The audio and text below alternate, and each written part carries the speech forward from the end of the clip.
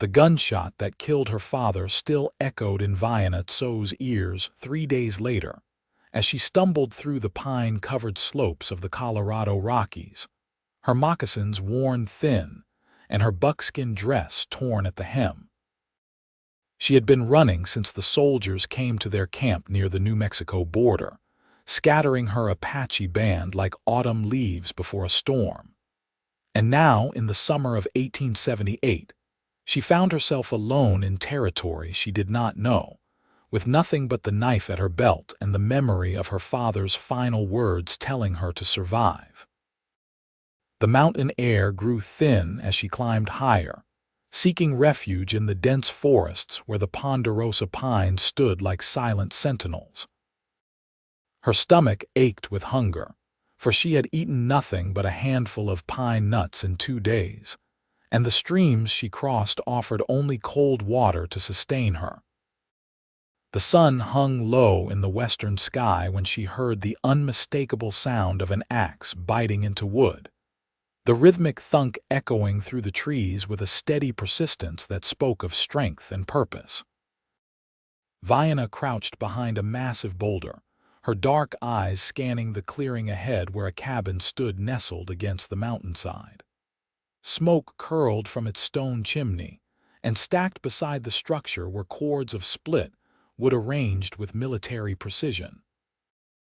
The man wielding the axe stood well over 6 feet tall, his shoulders broad beneath a worn leather shirt, his dark blonde hair tied back with a strip of rawhide. He moved with the easy grace of someone who had spent his entire life in these mountains, each swing of the axe splitting the logs cleanly in two. She watched him for nearly an hour as the sun sank lower, painting the sky in shades of orange and pink that reminded her painfully of the sunsets she used to watch with her family. Her legs trembled with exhaustion, and she knew she could not go much farther without food or rest. The man finally set down his axe and stretched his back, rolling his shoulders before heading toward the cabin door. He paused on the threshold, and Vianna's breath caught in her throat as his head turned slowly in her direction. "I know you are there," he called out, his voice deep and surprisingly gentle. "You have been watching me for some time now. If you need help, I mean you no harm." Vianna pressed herself closer to the boulder, her hand moving instinctively to her knife. Her father had taught her never to trust the white men, for they spoke with forked tongues and brought only death and broken promises. But her body betrayed her with its weakness, and as she tried to rise and flee, her legs gave out beneath her. She collapsed against the rock, her vision swimming with black spots. The man moved faster than she expected for someone his size. Within moments, he stood before her, and she looked up into eyes the color of mountain lakes, pale blue and startlingly clear. His face was weathered by sun and wind, with a strong jaw covered in several days' worth of beard, and she guessed him to be perhaps 27 or 28 years old. He held his hands out to his sides, showing her he carried no weapon. "Easy now," he said softly, as though speaking to a frightened animal. "When did you last eat?" Vianna tried to speak, but her mouth was too dry. She gripped her knife tighter, though she knew in her current state she would be no match for this mountain man who looked as solid and immovable as the peaks themselves. He studied her for a long moment, then slowly lowered himself to a crouch, putting himself at her eye level. "My name is Lucas Vance. This is my cabin, my land. You are safe here. Will you come inside and let me give you food and water?" "I need nothing from you," Vianna managed to whisper in English, though the words cost her what little strength remained. Her mother had insisted she learn the white man's language, saying knowledge was a weapon more powerful than any rifle. Lucas's expression did not change, but something flickered in those pale eyes that might have been respect. "I can see that you are a proud woman, and I honor that. But pride will not keep you alive in these mountains. Come inside, eat something, rest for the night. In the morning you can go wherever you wish, and I will not try to stop you. Vianna's vision blurred again, and she felt herself swaying. The last thing she remembered was Lucas catching her as she fell, his arms surprisingly gentle as he lifted her as easily as if she weighed nothing at all. She woke to the smell of venison stew and the warmth of a fire crackling in a stone hearth. For a moment, panic seized her, and she sat up quickly, her hand reaching for her knife only to find it still secure in its sheath at her belt. She lay on a bed covered with thick furs, and across the single room of the cabin, Lucas stood at a cast iron stove, stirring a pot with his back to her. "Your knife is still with you," he said without turning around. "As I said, I mean you no harm." Vianna studied her surroundings with a warrior's eye, cataloging every detail. The cabin was roughly 20 feet square, built of solid logs chinked with clay. Rifles hung on pegs near the door, along with various traps and a heavy bearskin coat. Shelves lined one wall, holding supplies and provisions that spoke of careful preparation and self-sufficiency. The furniture was handmade but well crafted, a table with 2 chairs, the bed she occupied, and a rocking chair near the hearth. "Why do you help me?" she asked, her voice still hoarse. Lucas turned then, carrying a wooden bowl that steamed with the rich stew. He approached slowly, setting the bowl on a small table beside the bed before stepping back to give her space. "Because you needed help. I do not need more reason than that." "The soldiers are looking for Apache," Vianna said, watching his face carefully for any sign of treachery. "They will pay you money if you tell them where I am." Something hard flickered across Lucas's features. "I have no love for the army or their bounties. What they have done to your people is a stain upon this land. Eat. You are safe here." Vianna's hunger overcame her caution, and she reached for the bowl.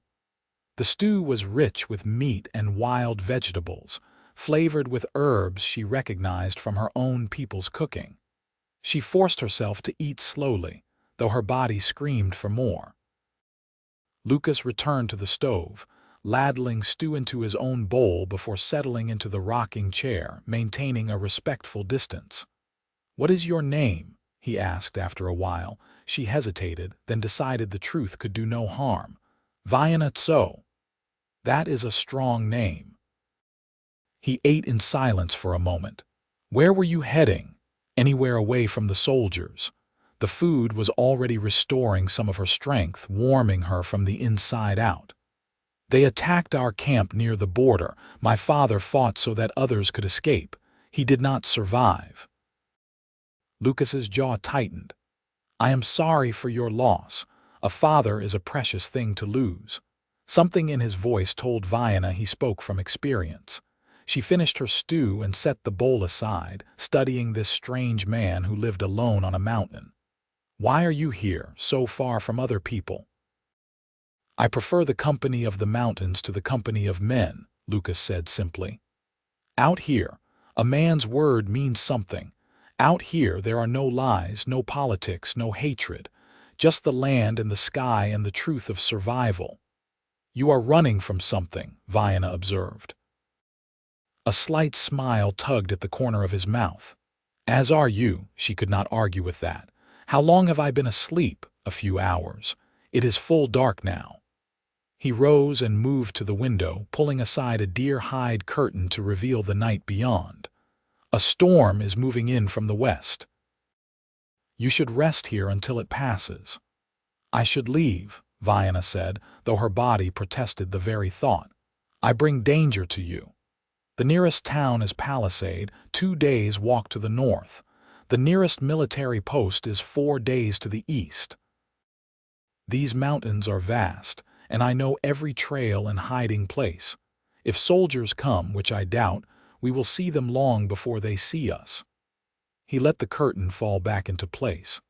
"Besides, that storm will dump snow on the higher peaks. You would not survive a night in the open." Vianna knew he spoke the truth. She had been running on determination alone, and now that her body had tasted rest and food, it demanded more. "Why do you trust me? I am Apache. Your people fear us." Lucas turned to face her, and in the firelight, his features seemed carved from the same stone as the mountains he called home. "Your people have every reason to hate mine. We took your land, killed your families, broke every promise we ever made.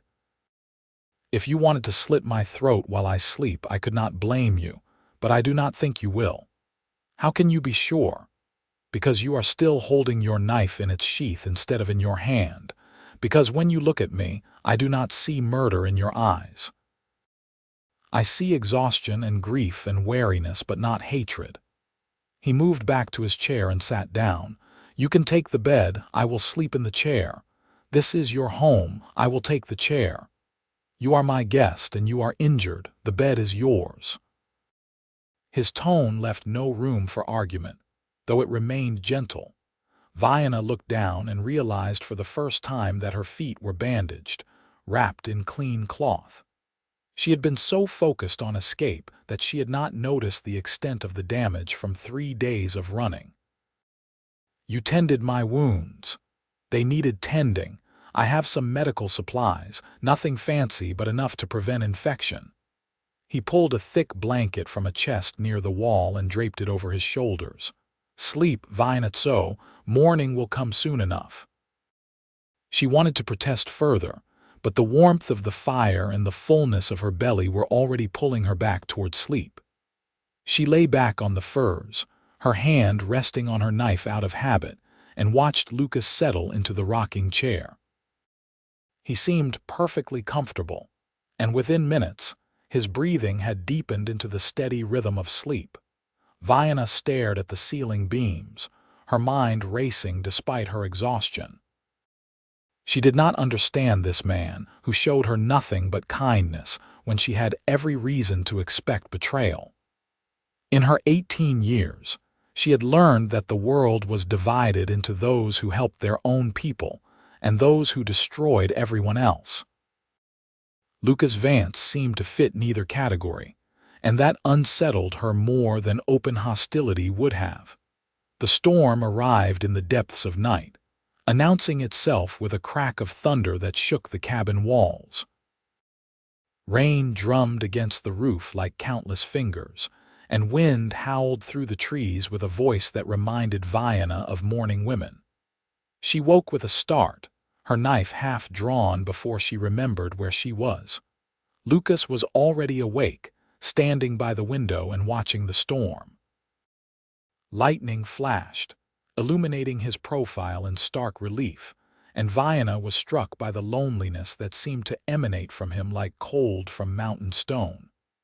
He stood as still as the trees outside, as though he had grown roots into the cabin floor. "The storm will last through tomorrow," he said without turning. "The mountain speaks, and I have learned to listen." Vianna rose from the bed, testing her bandaged feet. They were tender but no longer bleeding. She moved to stand beside Lucas at the window, maintaining a respectful distance. "You speak as my people do, of listening to the land. The land has much to teach if we are willing to learn." Another flash of lightning revealed heavy clouds pressing down upon the peaks. "I have spent 7 years in these mountains. They have taught me more than any schoolhouse ever did." "What did you do before you came here?" Lucas was quiet for so long that Vianna thought he would not answer. When he finally spoke, his voice was low and rough with old pain. "I was a soldier. Union Army during the war. I saw things no man should see, did things that haunt me still. When the war ended, I tried to go home to Missouri, but the man who left for war had died somewhere between battles. The man who returned was a stranger, even to himself. So you came to the mountains." "I came to the mountains," he agreed. "I thought perhaps I could find some peace, some purpose." "I have found the peace, at least." Vianna understood more than he probably realized. Her own people had been at war for longer than she had been alive, fighting first the Spanish, then the Mexicans, and now the Americans who wanted their land and their freedom. War destroys more than bodies. It destroys spirits. Yes. He glanced at her then, and something passed between them in that moment, a recognition of shared pain. Your father was a warrior. He was a great warrior. He fought to protect our people, to preserve our way of life. The soldiers came with their guns and their lies, saying we must go to the reservation, that we must give up our freedom and our land. My father said he would rather die free than live as a prisoner. Her voice caught slightly. He got his wish. Freedom is worth dying for, Lucas said quietly. But it is also worth living for. What freedom do I have now? My people are scattered, hunted like animals. The reservations are prisons where the spirit dies slowly. Where can I go where I will be free? Lucas turned to face her fully. That I cannot answer. But I know that your father would not want you to give up. He fought so you could live, not so you could surrender. The words struck deep, and Vianna felt tears burning behind her eyes for the first time since her father's death. She had not allowed herself to grieve, too focused on survival to acknowledge her loss. Now, in this cabin with this strange man who showed her unexpected kindness, the dam inside her began to crack. I do not know how to live in this world, she whispered. Everything I knew is gone. My family is scattered or dead. The old ways are dying. Where do I belong? I have asked myself that same question every day for 7 years, Lucas said. I still do not have an answer, but I have learned that belonging is not about a place or a people. It is about finding peace within yourself, no matter where you are. You have found this peace, some days more than others. He managed a small smile. But I keep trying. That is all any of us can do. The storm raged on through the night and into the next day, as Lucas had predicted. Vianna spent the time resting and regaining her strength, while Lucas went about his daily tasks with quiet efficiency. He checked his traps in the morning despite the rain, returning with 2 rabbits and a grouse. He skinned and cleaned them with practiced ease, hanging the meat in a small smokehouse attached to the side of the cabin. Vianna watched him work from the doorway, noting the care he took with every task. He wasted nothing, using every part of the animals, setting aside the furs to be cured and the bones to be boiled for broth. It was the Apache way, showing respect for the animals that gave their lives, and she found herself warming to this mountain man who lived with such reverence for the natural world. You learned this from Indians, she said, and it was not a question. Lucas looked up from his work, his hands bloody but sure. I learned from a Ute man named White Eagle. He found me my first winter in the mountains, half frozen and nearly dead from starvation. He taught me how to survive, how to read the signs of the land, how to take only what I needed and give thanks for what I received. He saved my life. Where is he now? He passed 3 winters ago. He was old, and the cold took him in his sleep. I buried him on the high ridge where he could see the sunrise. Lucas's hands stilled for a moment. He was the best man I ever knew, white or Indian. He taught me that all the hatred between our peoples is madness, that we are all just trying to live our lives and care for those we love. Not all white men think this way. No, Lucas agreed. But not all white men think the other way either. There is good and evil in all peoples, Vianna. The color of a man's skin does not determine the content of his heart. They worked together to prepare the evening meal, and Vianna found herself relaxing in Lucas's presence. He asked her questions about her people, genuinely interested in their customs and beliefs, and he listened with respect when she spoke of the Apache way of life. In turn, he told her stories of his childhood in Missouri, of growing up on a farm with 3 brothers and a sister, of learning to hunt and fish in the Ozark Hills. You miss them? Vianna asked. Your family? Lucas's expression grew shadowed. My two younger brothers died in the war, one at Shiloh and one at Gettysburg. My older brother came home missing an arm and so bitter that he could barely speak. My sister married and moved to California. My parents tried to hold the farm together, but the war had broken something in all of us. I left one night without saying goodbye. I wrote them one letter when I reached Colorado telling them I was alive. I do not know if they received it. You should go back, Vianna said. Family is everything. I cannot go back. I am not the son they raised. That boy died in the war along with my brothers. He stared into the fire. Sometimes I think about writing again, but what would I say? That I live alone on a mountain talking to the trees, that I ran away from everything they valued. They would be ashamed. I think they would be glad you are alive. I think they would want to know their son found peace, even if it was not the peace they imagined for you. Lucas smiled sadly. You are wise beyond your years, Vianna Tso. I have had to grow up quickly. Life does not give the Apache the luxury of childhood. That night, as the storm finally began to break, they sat by the fire and Lucas played a harmonica he pulled from a shelf. The music was haunting and beautiful, filling the cabin with melodies that spoke of loneliness and longing. Vianna closed her eyes and let the music wash over her, and for the first time since her father's death, she felt something other than grief and fear. When Lucas finished playing, silence settled between them, comfortable and warm. Vianna found herself studying his profile in the firelight, noticing details she had missed before.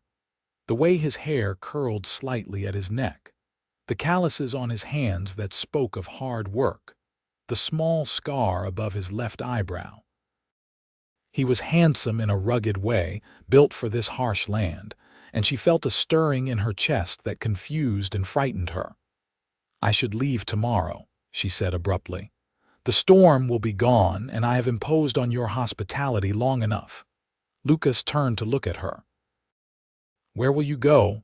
I will find my people. Some must have escaped. I will search until I find them. The mountains are vast, and your people will be hiding. You could search for months and find nothing. He paused. You could stay here, at least until you have a plan, until you are stronger. I cannot stay here forever. I am not asking you to stay forever, just until you are ready to face what comes next. Vianna wanted to refuse, but the truth was she had no plan beyond running. She had no idea where her people had scattered to. No idea if any of her family had survived besides her younger sister, who had been staying with their aunt's band to the south. The thought of wandering alone through the wilderness, hoping to stumble upon friendly faces, seemed suddenly futile. Why would you do this for me? She asked. You do not know me. I am nothing to you. Lucas held her gaze, and something flickered in those blue eyes that made her breath catch. You are not nothing. You are a human being who needs help. That is enough. Your people would call you a traitor for helping an Apache. Then I am a traitor. I have been called worse. He leaned forward, his expression earnest. Vianna, I will not force you to stay. If you want to leave in the morning, I will even help you pack supplies for your journey. But if you want to stay, even for a little while, you are welcome here. The cabin is big enough for two, and I could use the company. It has been a long time since I talked to another person. Vianna felt something shift inside her, like a boulder finally settling after a long slide down a mountain. She did not understand why this man was being so kind, but she found herself wanting to trust him, wanting to believe that perhaps not all white men were enemies. Her father would have disapproved, but her father was gone, and she was alone in a world that had no place for her. I will stay for 1 week, she said finally, to regain my strength and decide what to do. Then I must go. 1 week, Lucas agreed, and the smile that crossed his face was like sunrise breaking over the peaks. The week passed more quickly than Vianna expected. She and Lucas fell into an easy routine, rising with the sun and working together throughout the day. He taught her how to read the weather signs in the clouds, how to identify edible plants from poisonous ones, how to set snares for rabbits and squirrels. She, in turn, showed him better ways to tan hides, taught him Apache words for the animals and plants, shared recipes her mother had taught her. They talked for hours by the fire each evening, sharing stories and dreams and fears. Lucas spoke of the war, of the friends he had lost, and the things he had seen that still gave him nightmares. Vianna told him about growing up Apache, about the raids and the battles, about watching her people's way of life slowly crumble under the weight of the white man's expansion. They found common ground in their shared loss, in their understanding that the world was far more complicated than simple divisions of good and evil. On the fifth day, Lucas took Vianna to a high meadow where wildflowers bloomed in riotous color, despite the summer heat. They sat on a sun-warmed boulder and looked out over the valley below, where a river wound through the trees like a silver ribbon. "This is my favorite place," Lucas said quietly. "When the world feels too heavy, I come here and remember that there is still beauty left." Vianna breathed in the sweet scent of the flowers and felt something in her chest loosen. "It is beautiful. My people believe that such places are sacred, touched by the spirits." White Eagle said something similar. He called them thin places, where the barrier between this world and the spirit world grows thin. Lucas plucked a purple flower and turned it in his fingers. "I do not know if I believe in spirits, but I know that being here makes me feel more alive than anywhere else." "You have made a good life here," Vianna observed. "You have found what you needed." "I thought I had." He glanced at her, and something in his expression made her pulse quicken. "But this past week, I have realized how lonely I was. How much I missed having someone to talk to share my days with." Vianna felt her cheeks warm, and she looked away. "You would have found someone eventually, perhaps a woman from Palisade." "I have been to Palisade exactly 3 times in 7 years, only when I needed supplies I could not make or hunt for myself. The people there look at me like I am half wild, a strange hermit who has lost his mind to the mountains." He set the flower aside. "Besides, I cannot imagine any of those women understanding this life, understanding why I choose to live this way. And you think I understand. I know you do. You have lived close to the land all your life. You understand what it means to be part of something larger than yourself, to respect the natural world instead of just trying to conquer it." He turned to face her fully. "Vianna, I know you said you would only stay a week, but I want you to know that you are welcome to stay longer." "As long as you want." "Lucas, I cannot." She struggled to find the words. "Your people and my people are at war. If anyone found out you were sheltering an Apache, they could arrest you or worse. I do not care what they do to me. I have spent 7 years hiding from the world, trying to forget who I was and what I had done. But this week with you has reminded me that life is meant to be shared, not hidden away like some shameful secret." Vianna's heart pounded against her ribs. She had felt the growing connection between them, had caught herself watching him when he thought she was not looking, had felt her breath catch when their hands accidentally touched while preparing meals. But she had told herself it was impossible, that the gulf between their worlds was too wide to bridge. "I do not fit in your world," she said, and her voice broke slightly.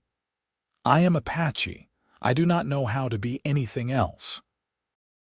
Lucas reached out slowly, giving her time to pull away, and took her hand in his. His palm was warm and calloused, and his touch sent shivers up her arm. "Then I will come to yours. Or better yet, we will make a new world together, one where it does not matter who our people are or what mistakes they have made. Just the two of us, living our lives the way we choose." "You make it sound so simple." "It is simple." Everything else is complicated, but this, what I feel when I am with you, this is the simplest thing I have ever known." He squeezed her hand gently. "I am not asking you to decide anything right now. I am just asking you not to leave. Not yet." Vianna looked into his eyes and saw her own longing reflected there. She thought of her father's last words, urging her to survive, to live. Perhaps survival was not just about staying alive, but about finding reasons to keep living. Perhaps it was about taking chances and risking heartbreak in the hope of finding something worth holding on to. "One more week," she whispered. 1 week became 2, then 3. Summer deepened into early autumn, and the aspen trees began to turn gold on the mountainsides. Vianna found herself settling into the rhythm of life in the cabin, found herself looking forward to each new day with an anticipation she had never known before. She and Lucas grew closer with each passing day, their conversations deepening, their silences growing more comfortable. He made her laugh with his terrible attempts to speak Apache, mangling the words until they meant completely different things. She taught him the proper pronunciations, delighting in the concentration that furrowed his brow as he practiced. He showed her how to shoot his rifle, standing behind her to help her aim, and she tried to ignore the way her body responded to his nearness. They danced around their growing feelings like two people circling a fire, drawn to the warmth but afraid of getting burned. Vianna knew she was falling in love with Lucas Vance, and the knowledge terrified her. She had seen what happened when people from different worlds tried to come together. She had heard stories of Indian women who married white men, only to be rejected by both peoples, belonging nowhere. But when she looked at Lucas, when she saw the way he looked at her like she was something precious and rare, all her fears seemed distant and unimportant. It was a golden afternoon in September when everything changed. They had spent the day gathering the last of the summer berries, filling baskets to be preserved for the winter months ahead. They worked side by side, their shoulders occasionally brushing, their hands sometimes reaching for the same cluster of berries. The air hummed with an energy that had nothing to do with the bees buzzing among the flowers. On the walk back to the cabin, Vianna stumbled over a hidden root. Lucas caught her immediately, his arm wrapping around her waist to steady her. For a moment they stood frozen, pressed close together, their faces inches apart. Vianna could feel the solid warmth of his body, could see the flecks of darker blue in his pale eyes, could hear the catch in his breathing. "Vianna," he said, and her name on his lips sounded like a prayer. She should have stepped back, should have maintained the careful distance they had preserved for weeks. Instead, she found herself leaning closer, drawn by a force stronger than all her fear and doubt. Lucas cupped her face in his hands, his touch infinitely gentle. "Tell me to stop," he said hoarsely. "Tell me you do not want this and I will never mention it again." But Vianna could not speak, could barely breathe. She answered him the only way she could, rising onto her toes and pressing her lips to his. The kiss was soft at first, tentative and questioning. Then Lucas pulled her closer and deepened the kiss, and Vianna felt like she was falling and flying at the same time. Her baskets dropped to the ground, forgotten, as she wrapped her arms around his neck and kissed him back with all the pent-up longing she had been trying to deny. When they finally broke apart, both breathing hard, Lucas rested his forehead against hers. "I love you," he said simply. "I think I have loved you since the moment I saw you hiding behind that boulder, fierce and frightened and so very brave." Vianna felt tears sliding down her cheeks, but they were not tears of sorrow. "I love you too. But Lucas, I am so afraid. What future can we have together? Your people hate mine. Mine do not trust yours. Where would we go? How would we live?" "We will stay here," Lucas said firmly. "This mountain is our home. We will build our life here together. We do not need anyone's approval or permission, we just need each other. It cannot be that simple. Why not? We have everything we need right here. Food, shelter, each other. The rest of the world can go hang. He kissed her forehead, her cheeks, her lips again. I have been alone for so long, Vianna. I have been half alive, just going through the motions. You have woken something in me that I thought died in the war. You have given me hope and joy and a reason to face each new day. I will not let you go. Not unless you truly want to leave. Vianna thought of all the reasons they should not be together, all the obstacles they would face.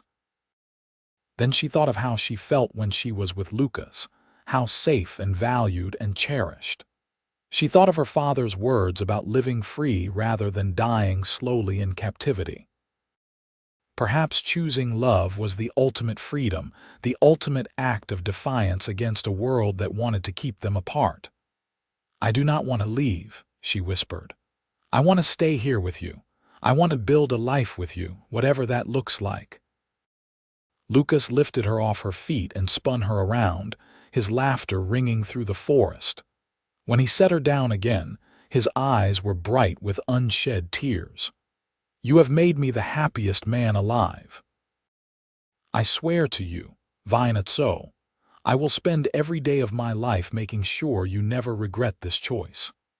They gathered their spilled berries and walked back to the cabin hand in hand, and that night, as they sat by the fire, Lucas pulled something from his pocket.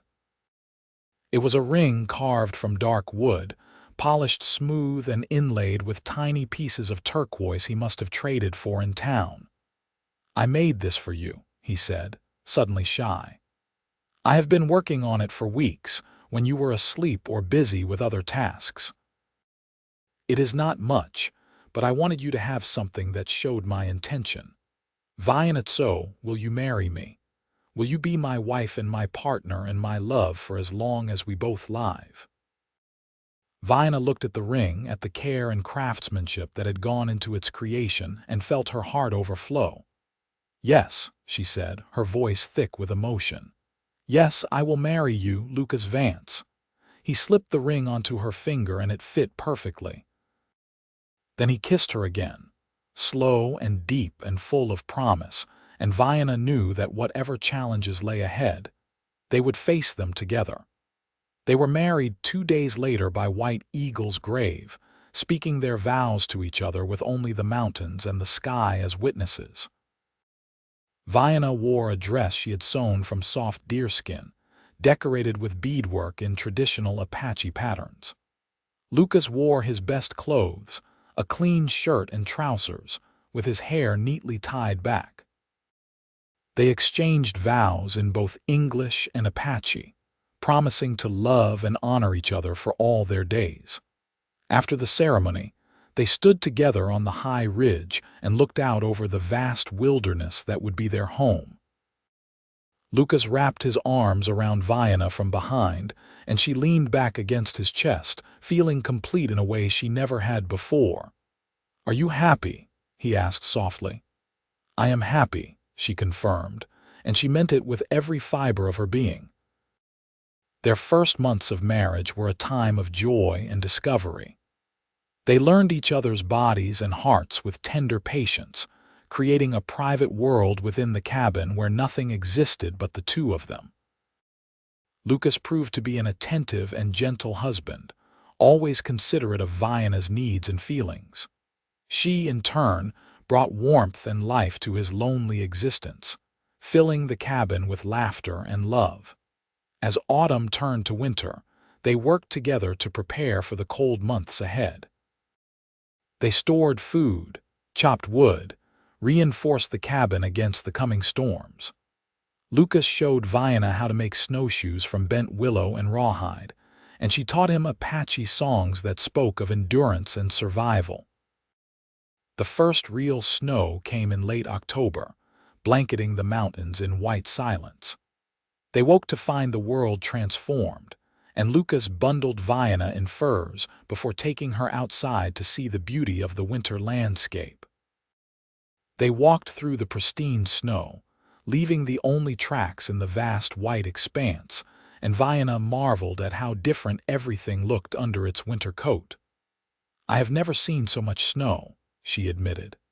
"In the desert where I grew up, snow was rare and never lasted long." "These mountains get buried in winter," Lucas said. "Sometimes the snow is deeper than a man is tall, but the cabin is strong and well stocked. We will be comfortable." And they were. As winter closed in around them, they created a cozy nest inside the cabin. They spent long evenings by the fire, with Lucas playing his harmonica while Vianna worked on beadwork or sewed new clothes. They told each other stories, played simple games, and made love under thick furs while the wind howled outside. But their isolated happiness could not last forever. In March, as the snow began to melt and the first signs of spring appeared, Lucas made one of his rare trips to Palisade for supplies they could not produce themselves. He left before dawn, promising to return by nightfall, and Vianna watched him go with a sense of unease she could not shake. She spent the day working around the cabin, trying to keep busy so she would not worry. She cleaned and organized, started seeds for the spring garden they had planned, and prepared a special meal for Lucas's return. But as the sun sank toward the horizon and he still had not appeared, her unease grew into genuine fear. It was well past dark when she finally heard footsteps approaching. She grabbed Lucas's spare rifle and positioned herself by the door, her heart pounding. But when the door opened, it was Lucas who stumbled in, his face bruised and his lips split. "Lucas!" Vianna dropped the rifle and rushed to him, helping him to a chair. "What happened? Who did this?" "I am fine," he said, though he winced as she touched his swollen jaw. "It looks worse than it is." "Tell me what happened." Lucas sighed heavily. "There were soldiers in Palisade. They have been riding through the area, asking questions about Apache raiders. Someone mentioned seeing smoke from my cabin, wondered if I knew anything about Indians in the area. I said I had seen no one, but one of the soldiers recognized me. He had served in my unit during the war, remembered that I had always been sympathetic to the Indians." He touched his split lip carefully. "He made some accusations, things got heated. A fight broke out." Vianna's hands clenched into fists. "Did you tell them about me?" "Of course not. I told them nothing. But Vianna, we need to be more careful.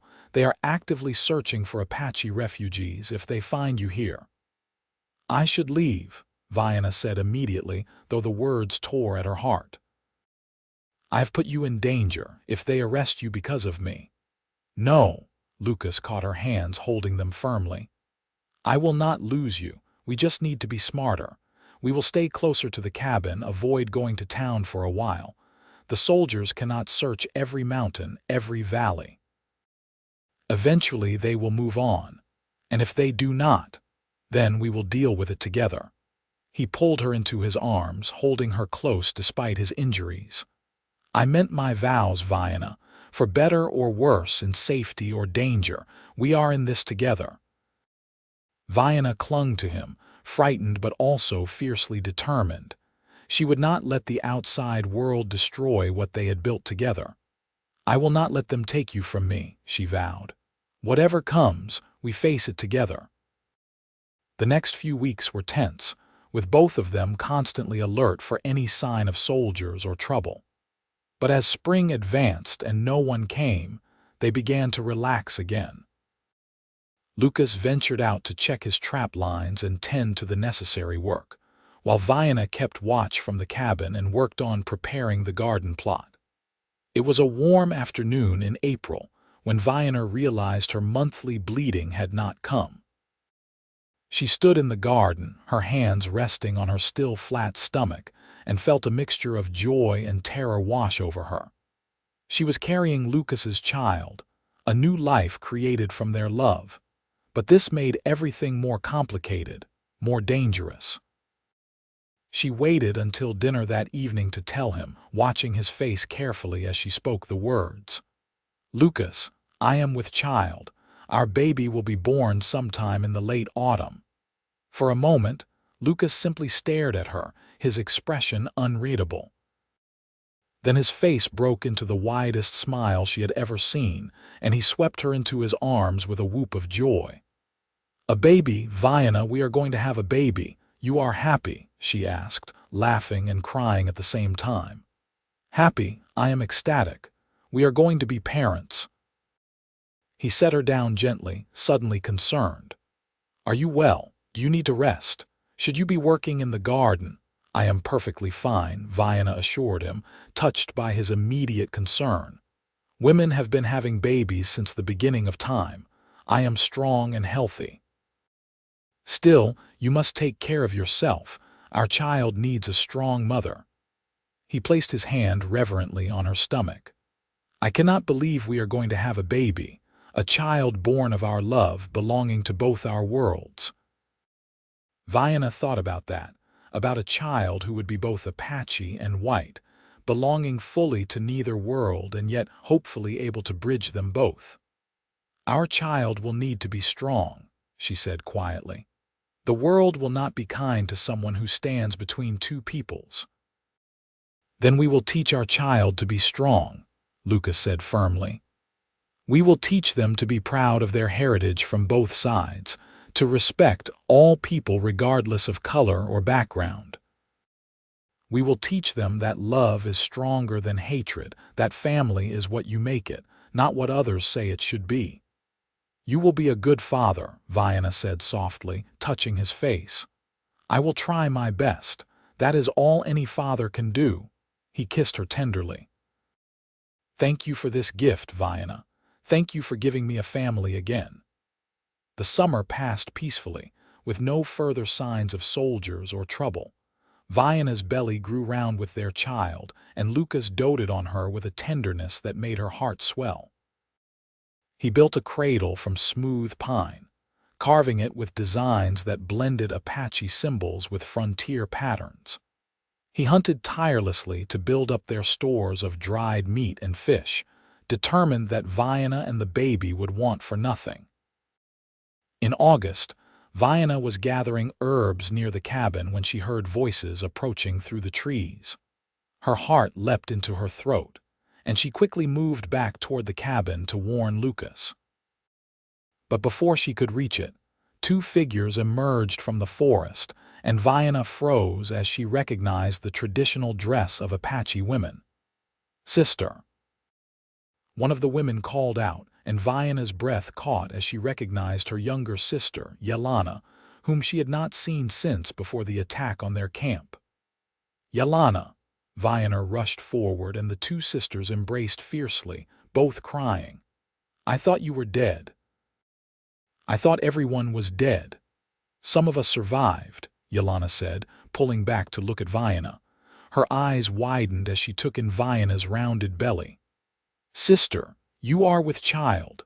The other woman with Vianna was their aunt, Desba, a respected elder who had always been kind to Vianna. She studied Vianna with sharp eyes that missed nothing. "We have been searching for survivors of our band. We found tracks leading to these mountains and followed them. We did not expect to find you living like this." Lucas appeared in the cabin doorway, rifle in hand, alerted by the voices. He took in the scene quickly and slowly lowered his weapon, holding his hands out peacefully. Vianna hurried to his side, taking his hand. "This is my husband, Lucas Vance," she said in Apache, then repeated it in English for Lucas's benefit. "These are my sister Vianna and my aunt Desba." The silence that followed was thick with tension. Vianna stared at Lucas with open suspicion, while Desba's expression was unreadable. Lucas remained calm, waiting for Vianna to navigate the situation. "You married a white man," Vianna said finally, her voice sharp with accusation. "After everything they have done to us, you married one of them." "Lucas saved my life," Vianna said firmly. "He found me dying in the mountains and nursed me back to health. He has shown me nothing but kindness and respect. I love him and he loves me." "And now you carry his child," Desba observed. A child who will belong to neither world. A child who will belong to both worlds, Vianna corrected. Lucas and I are building a life together here, away from the hatred and violence. We have found peace. There is no peace while our people are hunted like animals, Vianna said bitterly. Father is dead because of men like him. Lucas is not like those men, Vianna insisted. He fought in the white man's war and saw its horror. He left that world behind to live in harmony with the land, the way our people do.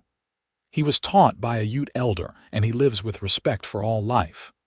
Lucas had been following the conversation as best he could, picking up words here and there. Now he spoke, addressing Desba in careful Apache. I honor your niece, I honor your people. My home is your home, you are welcome here. Desba studied him for a long moment, then nodded slowly. You speak our language poorly, but you speak from the heart. I see that you love my niece. She turned to Vianna. We will stay tonight and talk. In the morning, we must return to our people. We are heading north toward Montana, where we hope to join with other Apache bands who have escaped the reservations. That evening, the 5 of them crowded into the cabin, and Lucas prepared a feast with the food he had stored. The atmosphere was awkward at first, but gradually, as they shared the meal and Lucas's quiet courtesy won over even Vianna's suspicions, the tension eased. Vianna translated as needed, helping bridge the language barrier. Desba told them about the attack on their camp, how Vianna's father had indeed died fighting so others could escape, how the band had been scattered across the territory. Some had been captured and sent to reservations, but others had managed to slip away into the wilderness. Vianna had been with Desba's smaller band when the attack happened, sparing them the worst of it. What will you do when the child is born? Desba asked Vianna as the evening drew late. We will raise our child here, teaching them the best of both our peoples, Vianna said. We will teach them to be strong and kind, to respect all life, to walk in both worlds with pride. It will not be easy, Desba warned. The child will face hatred from both sides. Then we will teach them to rise above hatred, Lucas said through Vianna's translation. We will teach them that love is stronger than fear, that understanding can overcome prejudice. Vianna, who had been mostly silent during this exchange, suddenly spoke up. You speak noble words, white man, but words are easy. Actions are what matter. Prove that you are worthy of my sister. Prove that you can protect her and her child. Lucas met her gaze steadily. I will protect them with my life. I will love them and provide for them and teach our child to be proud of their heritage. What more can any man promise? Vianna was quiet for a moment, then nodded grudgingly. Perhaps you are not like other white men. Time will tell. In the morning, Desba and Vianna prepared to leave. Vianna embraced them both, tears streaming down her face. Will I see you again? When it is safe, we will send word, Desba promised. Perhaps when your child is born, we will come to meet them. You are still our family, Vianna, no matter who you have married. Thank you, Vianna whispered. Thank you for understanding. Vianna hugged her sister fiercely. I do not understand, but I see that you are happy. That is enough for me. Be well, sister. Raise your child strong. After they left, Vianna stood watching the trees long after they had disappeared from sight. Lucas came to stand beside her, wrapping his arm around her shoulders. That went better than I feared, he said quietly. My aunt is wise. She sees with the heart, not just the eyes. Vianna leaned against him. But Vianna is right. Words are easy. We must prove that our love is strong enough to withstand whatever comes. We will, Lucas promised. One day at a time, we will build a life so strong that nothing can tear it down. As autumn approached, Vianna's time drew near. Lucas became increasingly protective, rarely leaving her side and anticipating her every need. He prepared everything for the birth, sterilizing cloths and gathering medicinal herbs according to the knowledge White Eagle had taught him and Vianna's own Apache traditions. The baby came on a crisp October morning when the aspens were at their golden peak. Vianna's labor was long and difficult, and Lucas stayed with her throughout, holding her hand and speaking words of encouragement. When their son finally emerged, crying lustily, Lucas cut the cord with trembling hands and wrapped the baby in soft furs before placing him in Vianna's arms. "A son," Vianna whispered, exhausted but radiant with joy. "We have a son." Lucas knelt beside the bed, touching the baby's tiny hand with one finger. His son's fingers immediately wrapped around it, gripping with surprising strength. "He is perfect," Lucas said hoarsely, tears streaming down his face. "He is absolutely perfect." They named him Kai, which meant willow in Apache, combined with Lucas's family name of Vance. Kai Vance would grow up knowing both his heritages, learning Apache traditions from his mother and frontier skills from his father. He would be raised with love and respect, taught to honor all people regardless of their background. The first winter with baby Kai was challenging but joyful. He proved to be a healthy, strong infant with his mother's dark hair and his father's blue eyes. Lucas proved to be a natural father, infinitely patient with the baby's needs, happy to walk the floor for hours when Kai was fussy. Vianna watched her husband with their son and felt her love for him deepen even further. As spring returned to the mountains, they emerged from their winter cocoon to find the world transformed yet again. The war between the army and the Apache had intensified in some areas but quieted in others, as tribes were systematically rounded up and forced onto reservations. Lucas made careful trips to Palisade for supplies, always alert for danger, but the soldiers seemed to have moved their search elsewhere. Kai grew quickly, reaching for everything with curious hands, and by the time summer arrived, he was crawling with determined energy. Lucas built a safe play area outside the cabin where Kai could explore under their watchful eyes. They both delighted in their son's discoveries, laughing at his fascination with butterflies and his fearless attempts to chase the chickens Lucas had acquired in trade. In late summer, as Vianna was working in the garden with Kai playing nearby, she heard horses approaching. Her heart leapt with fear, but when she looked up she recognized Desba and Yelena, along with two other Apache women she remembered from her childhood. "Aunt, sister," Vianna scooped up Kai and hurried to meet them, her face glowing with joy. Desba dismounted and immediately reached for the baby. "Let me see my grandnephew." She took Kai into her arms, studying him carefully. The baby stared back at her with solemn blue eyes, then suddenly smiled. Desba laughed. "He has his mother's spirit, I can see it in his eyes." Lucas emerged from the cabin where he had been working, immediately assessing the situation. When he saw that Vianna was happy, he relaxed and came forward to greet their guests. The Apache women stayed for 3 days, and during that time, they performed traditional ceremonies to welcome Kai into the Apache people. They sang songs of blessing, painted protective symbols on his cradle, and gave him an Apache name, Shi'ai, which meant little warrior. Vianna wept with gratitude that her son was being accepted by her people, that he would have a place in her world as well as Lucas's. On the last evening of their visit, as they sat around a fire outside the cabin, Desba spoke seriously to Vianna and Lucas.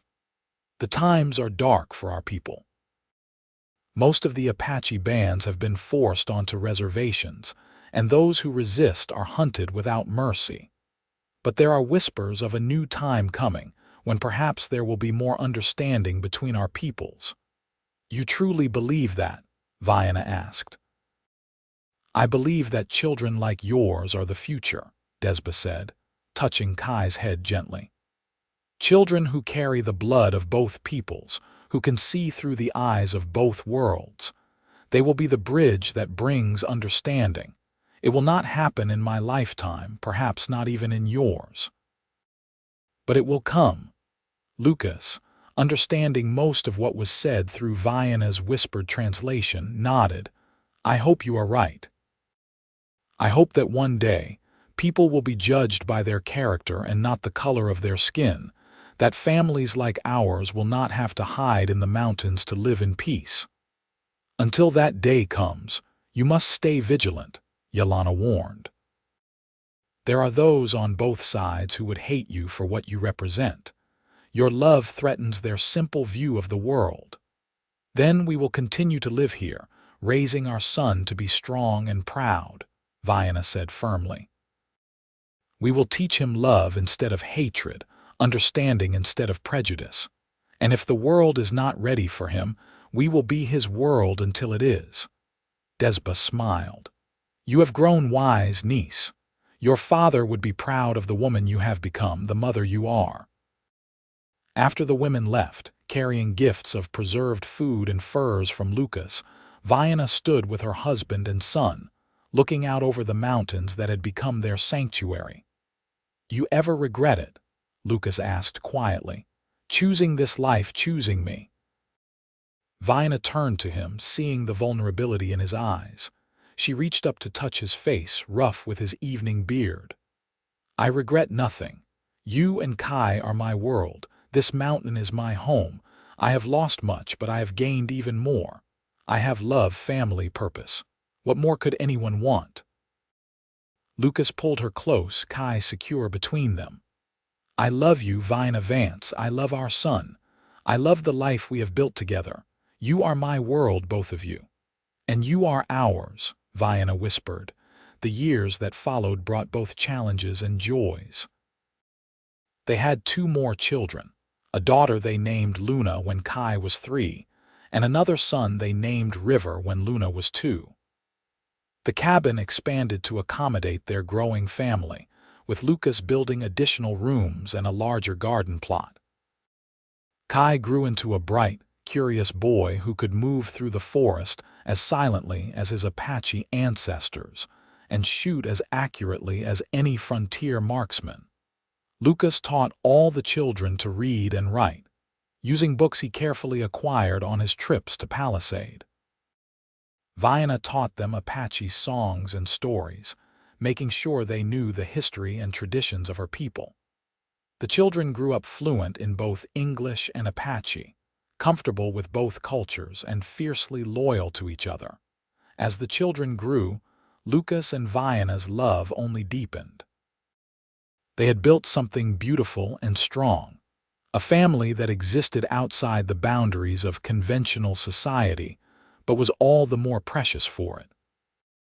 They faced hardships, of course winters when food was scarce, illnesses that had to be battled without a doctor, moments when the isolation weighed heavy on them both.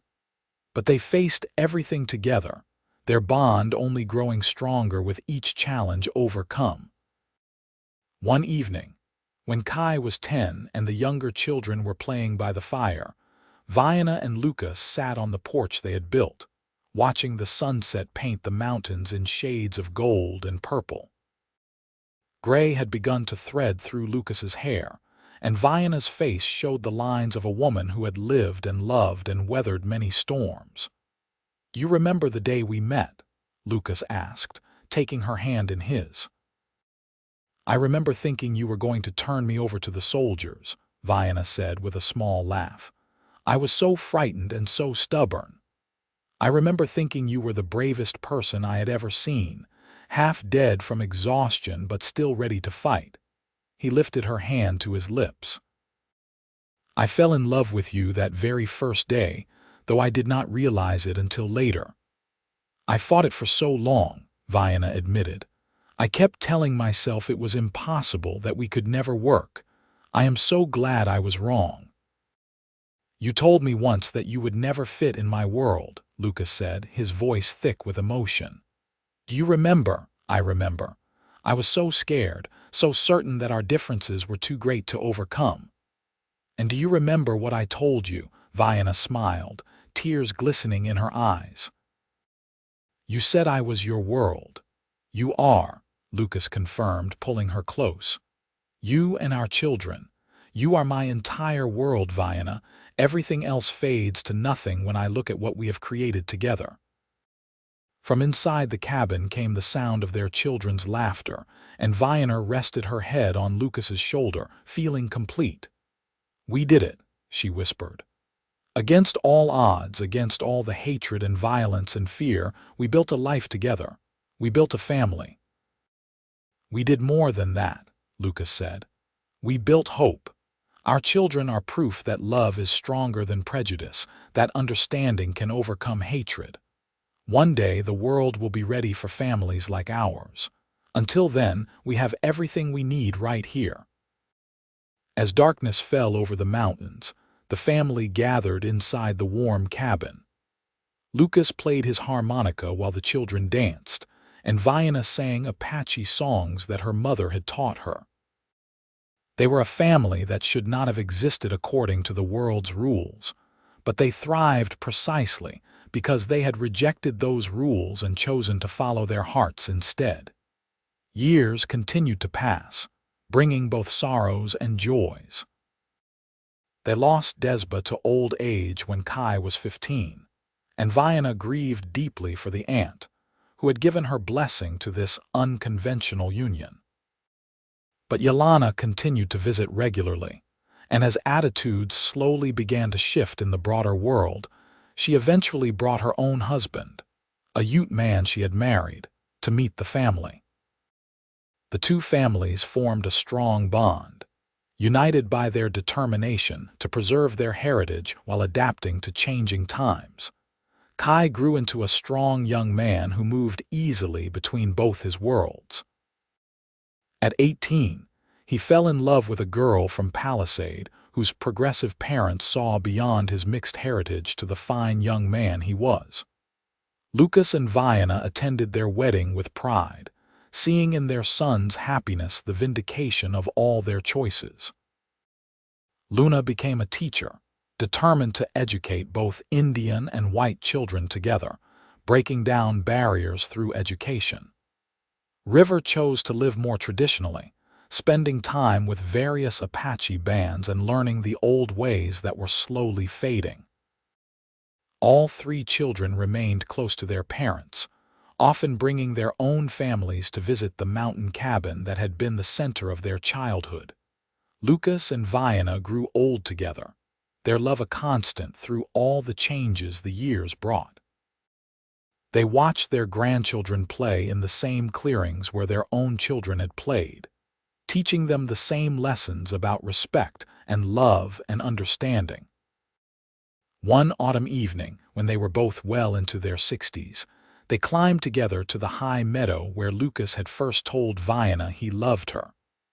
The wildflowers still bloomed there, though both of them moved more slowly than they once had. They sat on their favorite boulder, holding hands and watching the sun set over the valley below.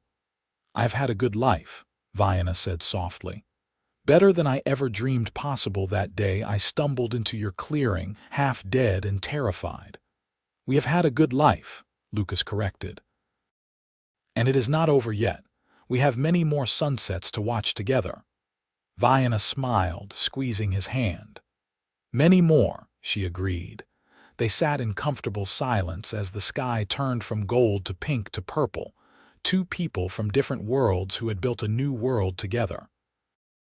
Around them, the mountains stood eternal and unchanging, silent witnesses to a love that had defied all odds and expectations. As the first stars began to appear in the darkening sky, Lucas turned to Vianna with the same love in his eyes that had been there since the beginning. "You are still my world," he said quietly. "And you are mine," Vianna replied, "always and forever." They descended the mountain together as they had done everything else, hand in hand, supporting each other. Their love as strong as the day they had first spoken their vows beneath these same eternal peaks. Behind them, They left a legacy of children and grandchildren who carried both their heritages with pride, proof that love could indeed conquer all divisions, and that family was not defined by blood alone, but by the bonds of heart and choice. In the cabin that night, surrounded by visiting children and grandchildren, Lucas played his harmonica one more time while Vianna sang. The music filled the space with joy and memory, a celebration of a life well lived and a love that had transformed two broken people into something whole and beautiful. Their story, born from tragedy and forged in courage, had become a testament to the power of love to overcome hatred, to build bridges across seemingly impossible divides, and to create family and belonging where none had existed before. As the fire burned low and the family gradually settled for sleep, Lucas and Vianna lay together in the bed they had shared for over 40 years. In the darkness, they held each other close, listening to the sounds of their family around them, breathing in sync as they had learned to do through decades of partnership. "I'll never fit in your world," Vianna whispered, echoing the words she had cried so many years ago when fear and doubt had nearly kept them apart. Lucas smiled in the darkness, pulling her closer. "You are my world," he replied, just as he had then, just as he would until his last breath. And in that mountain cabin, surrounded by the family they had created and the love they had nurtured through every trial and triumph, two people from different worlds slept peacefully, secure in the knowledge that they had found exactly where they belonged, with each other for always. The morning sun rose over the Colorado mountains, painting the peaks in shades of gold and rose, illuminating a cabin where love had built its own nation, where two hearts had created their own world, and where a family thrived as living proof that the boundaries people draw between each other are nothing compared to the bridges that love can build.